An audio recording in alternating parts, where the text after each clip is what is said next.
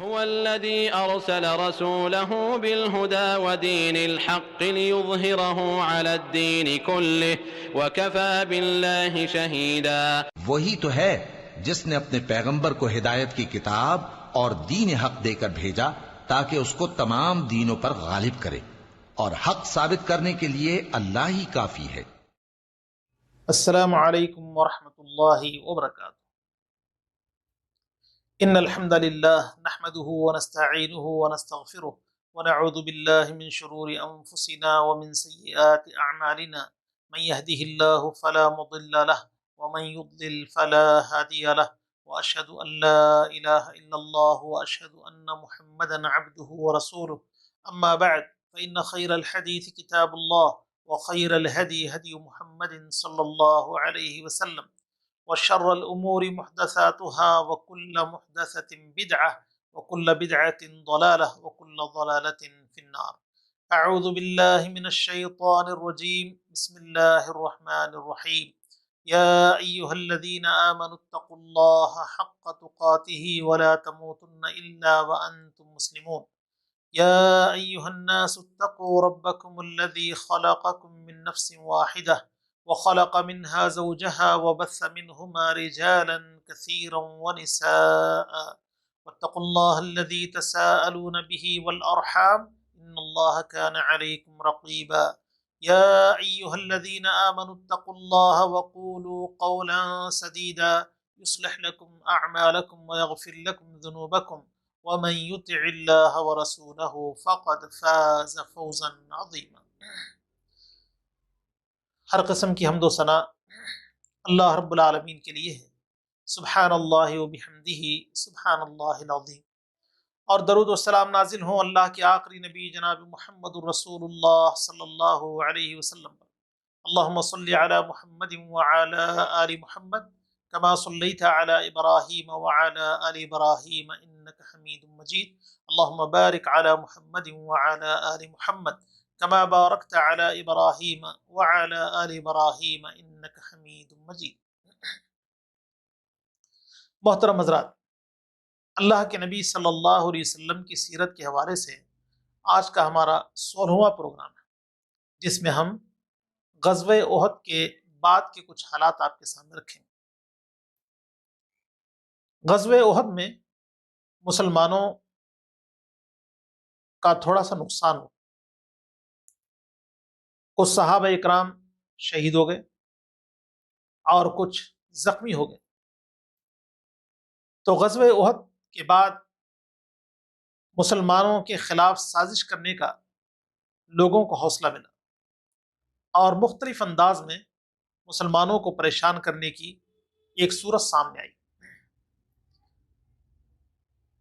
رجیع اور بیر معونہ کا واقعہ بھی غزوہ احد کے بعد پیش آیا، یعنی سن 4 ہجری میں۔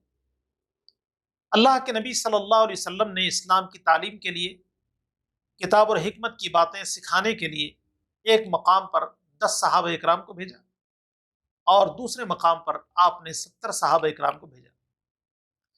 نبی علیہ الصلوۃ والسلام کے اصحاب کو دھوکے کے ساتھ قتل کر دیا گیا۔ اللہ کے نبی صلی اللہ علیہ وسلم پریشان ہوئے، دکھی ہوئے۔ آپ نے مسلسل 1 ماہ تک ان لوگوں کے لیے بد دعا کی۔ پیارے نبی صلی اللہ علیہ وسلم کے صحابہ کے ساتھ یہ جو واقعہ ہوا، یہ واقعہ یقیناً افسوسناک ہے۔ رجی کے واقعے میں خبیب رضی اللہ تعالیٰ عنہ شامل ہیں، کہ جنہیں سولی پر چڑھایا گیا۔ غزوہ احد میں اپنے وفات پا جانے والے لوگوں کی جانب سے خبیب رضی اللہ تعالیٰ عنہ نے پیارے نبی صلی اللہ علیہ وسلم سے محبت کا ثبوت پیش کیا، کہ جب انہیں سولی پر چڑھایا جانے والا ہے تو کہا گیا کہ بتاؤ، اگر تمہاری جگہ محمد ہوں صلی اللہ علیہ وسلم تو تمہیں کیسا لگے؟ خبیب رضی اللہ تعالیٰ عنہ نے بیان فرمایا کہ میری جگہ پر محمد صلی اللہ علیہ وسلم کو سولی پر چڑھا دیا جائے، یہ تو بہت دور کی بات ہے، میں تو اس بات کو بھی پسند نہیں کرتا کہ پیارے نبی صلی اللہ علیہ وسلم کے پیر میں کانٹا چبھ جائے۔ اللہ رب العالمین کی رضا کے لیے بخوشی انہوں نے اپنی جان دی۔ سولی پر چڑھائے جانے سے پہلے اجازت طلب کیا کہ 2 رکعت نماز پڑھنے کی اجازت دے دی جائے۔ مختصر سی نماز پڑھ لی، پھر اس کے بعد کہا کہ میرا جی تو یہ چاہتا تھا کہ نماز کو لمبی کروں، لیکن تمہارے دل میں یہ خیال نہ آئے کہ موت کے ڈر سے نماز کو لمبی کر رہا ہے۔ اللہ کے نبی صلی اللہ علیہ وسلم کے صحابہ کے ساتھ یہ جو معاملہ ہوا، اس معاملے کے بعد پھر کچھ ایسے حالات پیش ہوئے کہ آپ علیہ الصلوۃ والسلام کے ساتھ سازش کی گئی۔ واقعہ یہ ہے کہ عامر بن امیہ ضمری رضی اللہ عنہ جو بئر معونہ کے واقعے میں کسی طرح ان کی جان بچ گئی، تو وہ واپس ہوتے ہوئے ایک مقام پر پڑاؤ کرتے ہیں اور اس جگہ پر ایک آدمی کو وہ قتل کر دیتے۔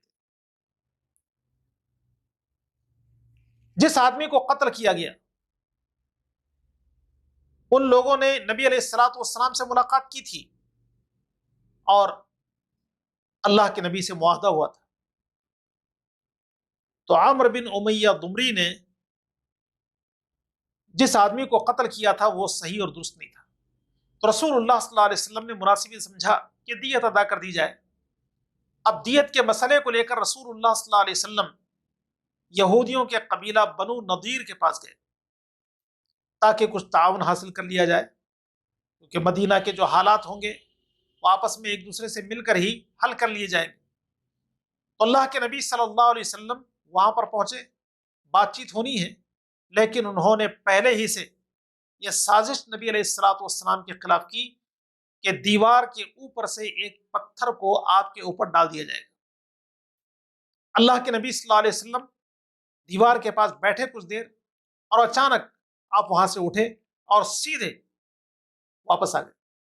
صحابہ اکرام پریشان ہیں جو ساتھ تھے کہ اللہ کے نبی صلی اللہ علیہ وسلم اچانک اس طرح کیوں نکل جا رہے ہیں۔ پیارے نبی صلی اللہ علیہ وسلم کو اللہ کی طرف سے اطلاع ملی تھی۔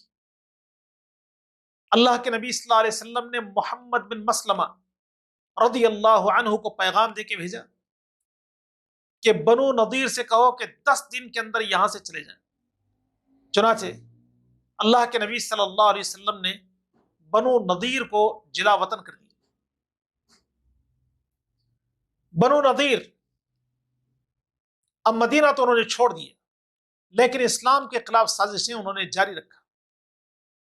بنو نضیر کے سرداروں نے مکہ کے مشرکوں کو اکسایا، ابو سفیان اور دوسرے لوگوں کے کانوں میں بات ڈالی کہ محمد صلی اللہ علیہ وسلم کے خلاف تم کارروائی کرو۔ چنانچہ 5 ہجری ابو سفیان نے ایک بڑا لشکر تیار کر لیا اللہ کے نبی صلی اللہ علیہ وسلم مسلمانوں کے خلاف۔ کم و بیش 10,000 آدمی اس میں شامل ہیں۔ پیارے نبی صلی اللہ علیہ وسلم کو اطلاع ملتی ہے کہ مکہ سے ایک بڑا لشکر آ رہا ہے۔ اللہ کے نبی صلی اللہ علیہ وسلم نے حکمت عملی اختیار کر لی، صحابہ اکرام سے مشورہ کیا۔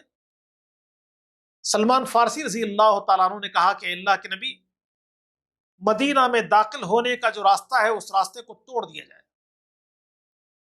ایسی خندق بنا دی جائے کہ کوئی عبور نہ کر سکے۔ پیارے نبی صلی اللہ علیہ وسلم نے صحابہ اکرام رضوان اللہ علیہم اجمعین کے درمیان کچھ جگہ تقسیم کر دی تاکہ آسانی کے ساتھ کھدائی ہو سکے۔ مشرکوں کے مدینہ کے قریب آنے تک خندق کھد چکی تھی۔ ابو سفیان اور اس کا لشکر پریشان ہو گئے کہ مدینہ میں داخل ہونے کا کوئی راستہ نہیں۔ اللہ رب العالمین نے مدد فرمائی۔ کوئی 25 دن تک ابو سفیان نے قیام کیا، پڑاؤ کیا، لیکن کوئی راستہ نہ ملا، اور اللہ رب العالمین نے سرد ہواؤں سے مسلمانوں کی مدد کی۔ تیز ہوائیں چلنے لگی۔ ابو سفیان اپنے لوگوں سے خطاب کرتے ہوئے کہتا ہے کہ لوگوں، 25 دنوں سے ہم یہاں پر قیام کیے ہوئے ہیں، لیکن مدینے میں داخل ہونے کی کوئی راہ نہیں مل رہی، اور ہوائیں اس قدر تیز چل رہی ہیں کہ ہم چولہے جلا نہیں پا رہے۔ مناسب یہی ہے کہ ہم اس علاقے کو چھوڑ دیں اور واپس مکہ چلے جائیں۔ چنانچہ ابو سفیان نے اپنے لشکر کو مکہ نکل جانے کی اجازت دی۔ اللہ کے نبی صلی اللہ علیہ وسلم اور صحابہ اکرام رضوان اللہ علیہ مجمعین خندق کے اس جانب برابر حالات کا جائزہ لے رہے ہیں۔ کسی کو خندق عبور کرنے نہیں دیا جا رہا ہے۔ اللہ کے نبی صلی اللہ علیہ وسلم اور صحابہ اکرام، ان کے حالات اس قدر نازک ہو گئے ہیں کہ اللہ تعالیٰ نے بیان فرمایا کہ تمہارے کلیجے تمہارے حلق میں آ گئے۔ جب ابو سفیان کا لشکر واپس چلا گیا تو اللہ کے نبی صلی اللہ علیہ وسلم گھر آئے۔ آپ علیہ الصلوۃ والسلام نے زرہ نکالی، تلوار کو اس کی جگہ پہ لٹکایا۔ جبریل علیہ السلام نبی کی خدمت میں حاضر ہوئے اور کہا کہ اے اللہ کے رسول، آپ نے جنگی لباس اتار دیا جبکہ ابھی ہم نے جنگی لباس نہیں اتارا۔ اللہ کے نبی نے کہا کہیے کیا حکم ہے، کیا کیا جائے؟ تو جبریل علیہ السلام نے کہا کہ بنو قریظہ جنہوں نے عہد کو توڑ دیا اور ایسے وقت میں جب دشمن سر پر ہے بغاوت کی، تو ان کی قبر لی جائے۔ چنانچہ اللہ کے نبی صلی اللہ علیہ وسلم نے صحابہ اکرام کو حکم دیا کہ فوراً بنو قریظہ جایا جائے۔ اللہ کے نبی صلی اللہ علیہ وسلم کے حکم پر صحابہ اکرام بنو قریظہ کی طرف نکلے۔ نماز عصر کا وقت تھا، کچھ لوگوں نے درمیان میں نماز پڑھی اور کچھ لوگوں نے نبی علیہ الصلوۃ والسلام کی ہدایت کے مطابق بنو قریظہ کے علاقہ میں عصر کی نماز ادا کی۔ جب مسلمان وہاں پہنچے تو یہودی سارے قلعہ بند ہو گئے اور قلعہ کی دیواروں سے مسلمانوں کو برا بھلا کہنے لگے۔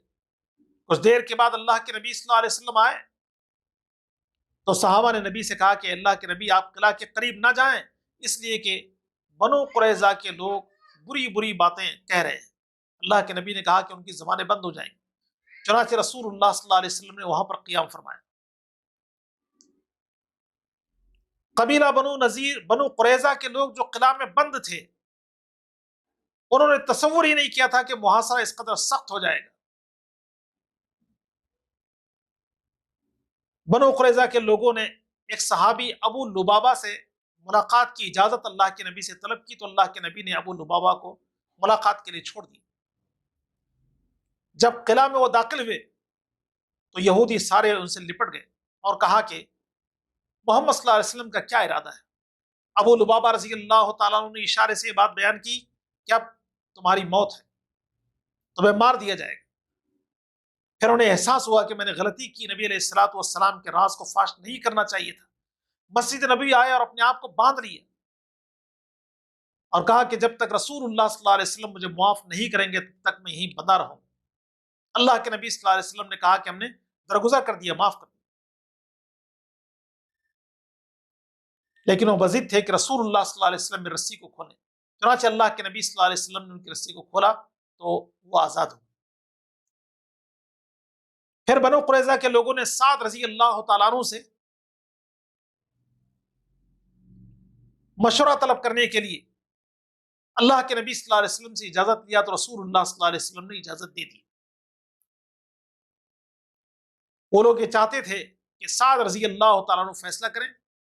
چنانچہ سعد رضی اللہ تعالیٰ عنہ حالات سے پہلے ہی باخبر تھے اور انہیں اس واقعے سے تکلیف تھی کہ ایک ایسے وقت میں جب ہم پر مصیبت آ پڑی تھی تو انہوں نے بغاوت کی، یہ اپنے برے انجام کو پہنچے۔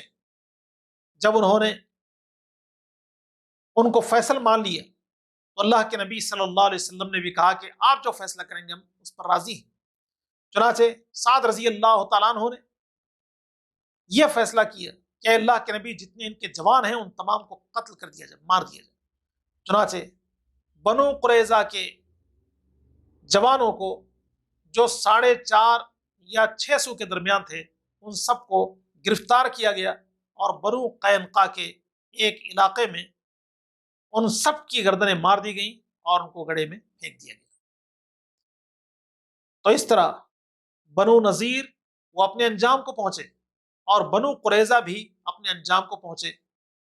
انشاءاللہ پھر اس کے بعد کے حالات آپ کے سامنے رکھے جائیں گے۔ اللہ تعالیٰ سے دعا ہے کہ اللہ ہم سب کو نبی علیہ الصلوۃ والسلام کی سیرت پڑھنے سمجھنے اور آپ کی زندگی کو سوار نمونہ بنانے کی توفیق عطا فرمائے، آمین۔ وآخر دعوانا الحمد للہ رب العالمین، والسلام علیکم ورحمۃ اللہ وبرکاتہ۔